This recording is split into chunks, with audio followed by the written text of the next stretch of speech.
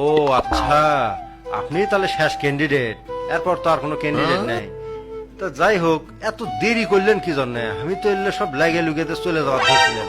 এতক্ষণ সময় আছে আমার ইনকরে আডা আডা করে ধরে ভাইবা লেওয়া। তা এত দেরি করলে তো এটা মেনে লওয়া সম্ভব নয়। তুমি যদি ইনকেরে মানে সময় সম্পর্কে কোনো জ্ঞান না থাকে মাথার মধ্যে, তাহলে পরবর্তীতে কি হবে এটা? তো যাই হোক, কি খবর, এখন ভাইবা লেওয়া শুরু করি। স্যার, সময়ের কথা করছেন, আমি তো সেই বিষয়ে খুবই টনটনা, বুঝে পাচ্ছেন? আমি কি দেরি করে যাচ্ছি তাই? আমি আসছি অনেক সকালে, আসে বাইরে বসে আছিলাম।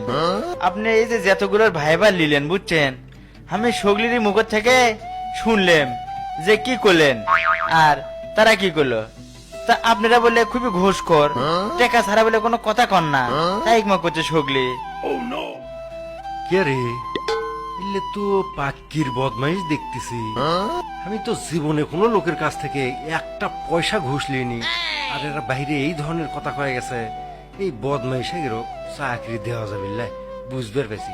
একে পাক্কির বদমাইশ বাহিরে যায় কি আর মান সম্মান রোটে ঘটনা ঘটে থয়ে গেল, আমি তো বুঝবার পারছি না। অনেক কিছুই তো চিন্তা করলাম, এখন ঘটনা হচ্ছে আমি চিন্তা করলাম চাকরিটা আমি আপনাকে দেবো, কিন্তু আপনার যোগ্যতার একটু প্রমাণ দেন হাবলু সাহেব। শোনেন, যোগ্যতার কথা আমার আর কল আইলা, বুঝতে পারছেন? আমার যোগ্যতা দিয়ে তো আমি এগুলো বিচার করে নিয়ে আসলাম যে ওরা বাইরে সব এগুলো কয়ে গেছে আপনার বিরুদ্ধে, না হলে আমি কেমনে জানলাম? আচ্ছা হাবলু সাহেব, আমি আপনার কাছে একটা প্রশ্ন করি, এই প্রশ্নটার উত্তর দিতে পারলে আমি বুঝতে পারবো যে আপনার ভিতরে জ্ঞান আছে, নলেজ আছে। তো প্রশ্নটা হচ্ছে, এমন একটা দেশের নাম বলবেন যে দেশের নাম ইংরেজিতে একটা, বাংলায় আর একটা। যেমন আমাদের দেশের নাম বাংলাদেশ, বাংলাদেশ ইংরেজিতেও যেমন বাংলাতেও তেমন, আমরা দুইটাতেই একই উচ্চারণ করি।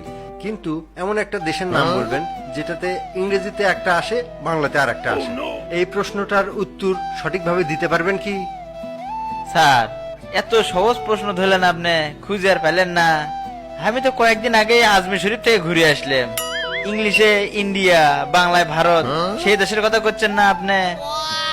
সকাল থেকে অনেকগুলো পোলাপানেরই ভাইবা নিলাম, কিন্তু আপনার দেখে মনে হচ্ছে আপনার মধ্যে বিশেষ একটা স্কিল আছে, দক্ষতা আছে। এই জিনিসটা আবারও প্রমাণ হলো যে বিশেষ দক্ষতার কারণে আপনার কাছে অন্যরা কেউ টাইমই পেল না, সবাই এখান থেকে বিচ্ছিন্ন হয়ে গেল, চাকরিটা আপনার হলো।